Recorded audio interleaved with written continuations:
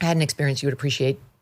Was it yesterday? I came back from D.C. We interviewed Tulsi, and I took the train. And I'm walking through the train station, and this is actually down on the D.C. end. And, it's dark, and it's dank, and it smells like oil and fumes. And it's kind of unpleasant, for a minute there. You're like, I think I'm actively causing my lung cancer right now. And then I see this guy who was up on... forgive me, you probably know what this is called, but I don't. It looks like a crane. It's one of those things that the telephone guys get up on that takes them to the top of the cherry picker. Yeah. Okay, yeah. So he's up on one of those, and he's working on the top of he's not on the top of a train. He's on the ceiling that's got those rails, and he's doing something dangerous and important. And he looked young, Mike. He looked like 20, and he looked like he was having the time of his life. He was laughing. He was yelling down to a buddy down below. They were joking. He was smiling. He was covered in dirt, to your, your life motto. And I thought, look at this guy in this dark, dank, smelly, dirty place with lots of danger, not just this cherry picker, but also the live rail that he's working on, all the wires, having a great time. And then you look at her, and she's still, they have to be billionaires by now. Sure. Out on the yachts, the Martha's Vineyard, $22 million estate, totally thriving young daughters who went to Harvard and USC. It's never going to be good enough. It's a mind frame, right? It's like your choice of how you're going to go through this life. So the night before I went to this event at the Ford Museum, I was in the hotel bar at the Henry, which is there in Dearborn. And coincidentally, I ran into the guy who was going to be interviewing me the next night. And we're sitting at the bar having a drink, getting to know each other. And out of nowhere, 50 young men appear. They had all been flown in by Ford. These are master technicians and senior master technicians all over the country. So once a year, they bring in the best of the best for a kind of a celebration. It's a fun boondoggle, for the cream of the crop. Now, these guys have memorized every episode of Dirty Jobs. They grew up with it. And I had to check myself because for a minute, I'm completely focused on this event I have to prepare for. And here I am talking to the guy who's going to interview me. And a kid comes up and he wants a selfie or whatever. And I say, sure. And I start to talk to him. And his lip starts to tremble. And he's got a tear in his eye. And he's telling me about the day he decided that he was going to be a mechanic. And it was during an episode of Dirty Jobs. And he applied for a scholarship from my foundation. No. And now I'm sitting there like a big squish going, oh, God, it's so great to hear. And they stood up, all 50 of them. And I stood there for 2 hours. And the whole evening went off the rails with the help of a little bourbon. And I just listened to story after story after story after story of these men and 3 women among them, just to be clear, but it's still fundamentally a man's game. These guys didn't go to college. They learned a skill that was in demand, and now they're killing it. And there's I know I said I wasn't earnest or sentimental about it, but I swear to God, Megyn, when you sit there and listen to story after story of guys who mastered a skill that was in demand and then went to work, and now they're raising their families. Many of them have no debt. They're not saddled with some awful college millstone around their neck. Yeah. They're thriving, and they're proud, and they're hopeful. And most importantly, they're enthused. They're enthused. And everything we've talked about so far is the first example is a perfect example of exaggerated and false enthusiasm. The second one, when you're talking about Michelle Obama, it's just an absence of enthusiasm, just an absence of joy, And I guess we're making the same point, but my life today, by and large, is blessed primarily because strangers come up to me to tell me about the time they paid their dues, to tell me about the time work mattered most to them, and it's important for them to be heard. And that's a big part of my job these days. Well, you make it your business. I mean, when I was watching episode 1 about Lenzy, Lenzy, I thought this is such a great way to spend your time. Like Mike Rowe makes good life decisions, which is why there's this peacefulness to you. You sort of emanate this positivity. It's a champagne. More than the average Joe, I have to say, you do. And you make it a point of spending your life around these people. And even this poor woman talks to you openly about how for 10 years she was on meth. Meth head. And you were saying, like, I didn't know somebody had a story of 10 years on meth. I didn't either. Right? Like, I really didn't think. I thought you lost your teeth, and then you lost your name, and then you're never heard from again. And then probably your life in most cases. Yeah. But she didn't lose her life. She turned her life around, and she devotes herself to helping other people now. She found an organization called Care Portal.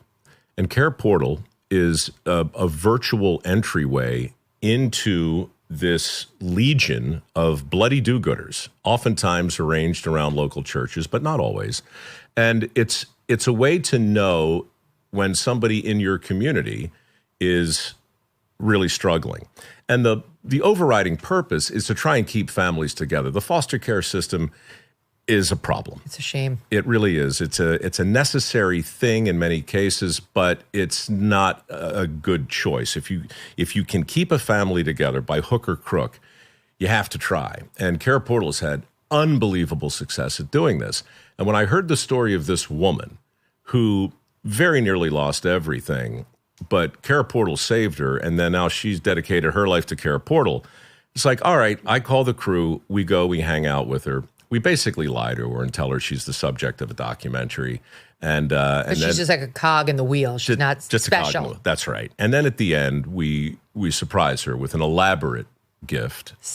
Are we allowed to say? I wouldn't. Okay. No, because it's big. It's big. It's big. And look, people laugh and they cry. And again, back to the earnest thing. It's impossible to talk about this topic and not be earnest. But the show itself is not really a feel-good show. It's the making of a feel-good show.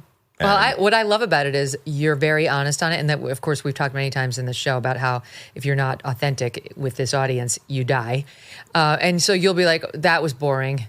Like, that's right. Who says that in the middle of their own show? Yeah. Like it's sometimes in the middle of a sentence. Yes. Like, I should not have started that sentence because I have no real clear understanding of how it's going to end. You're very open with the audience about how you're experiencing the making of it. Let's just look at a clip. This is Lindsay in episode 1. My name is Lindsay Phillips. We're fighting the foster care system. I'm just here for the cheap labor then? Load up the car? Yeah. I was actually a family in need back in 2020. I was not in a good place at all. I was so elated of the help that I received that I just decided I really want to serve in my community as well. It's not transactional, it's transformative. If it seems like we're making it up as we go along, that's because as we go along, we're making it up.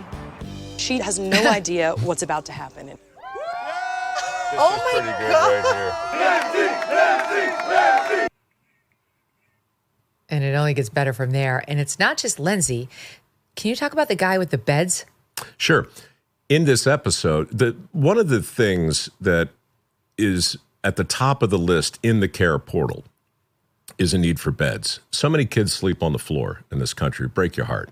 Well, years ago on Returning the Favor, which was the Facebook program on which this project is based, I met a guy called Luke Mickelson. And he had an organization, still does, up in Idaho called Sleep in Heavenly Peace. He and his merry band of do-gooders, they make bunk beds and wooden beds, and they give them to kids in the town. No kid in Luke's town sleeps on the floor, right? He had 6 chapters when we profiled him. Today, he has over 400. So the crazy thing about this show that isn't really a show is that it's a window into do-goodery and local kindness. The same way Dirty Jobs was a rumination on honest work, this is a rumination on the neighbors you wish you had. And also, it's weirdly relevant to everything we've talked about, but the people that we feature are obviously not supermodels. They're not your classic aspirational, like, oh my God, I want to be just like that. It's the opposite of Blue Origin. These really are your neighbors. These are just people who happen to give a damn and did something about it. And the thing that I like most about it, when you stack those examples together, what it does is it gently taps you on the shoulder. Yep. It says, look, man, you don't have to boil the ocean. But if she can do it, she was, by her own admission, her own words, Mike, I was a full-on meth head. It had me bad. And when it came right down to it, I saw me losing my kids or getting my shit together. And she got it together.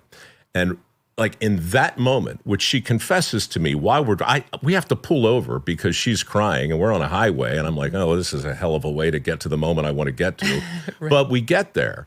And when she tells me what she tells me, I can hear it in my, you know it, you've been in the business forever. You know when it lands. And by that, I just mean, I know people will watch this who will absolutely relate, maybe not to her specific circumstance, but to that feeling of, that's it, I'm out of cards. My back is against the wall. There's no way out. What's extraordinary, too, is that she gets help, she turns her life around, and then she gives back. I think it's probably very easy to just skip that last step and try to stay treading water. Yeah. You know, and worried that if you do try to help the next drowning man, you're going to go down too. Like, they don't have the emotional reserves, a lot of folks, to go back for the next guy. Well, here's the dirty little secret. When you go back for the next guy, the guy you're saving is yourself.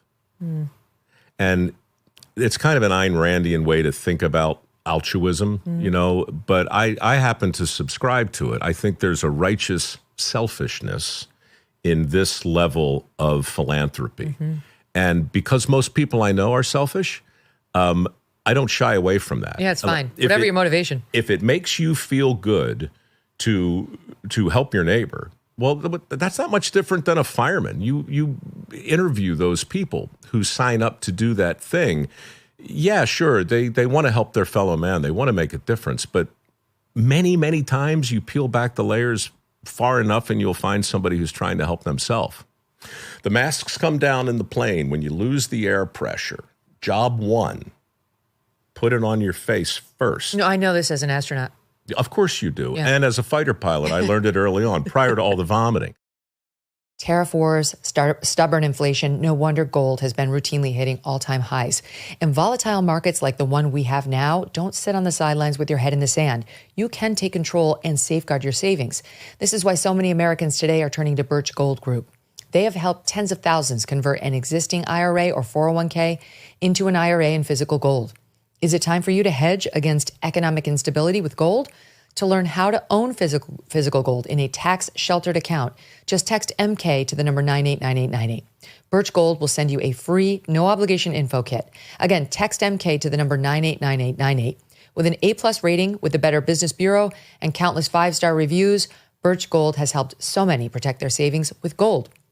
It took us decades to get into the tangled mess they're trying to unpack now in D.C. How long is it going to take to get out of it, and at what cost? Text MK to 989898 today.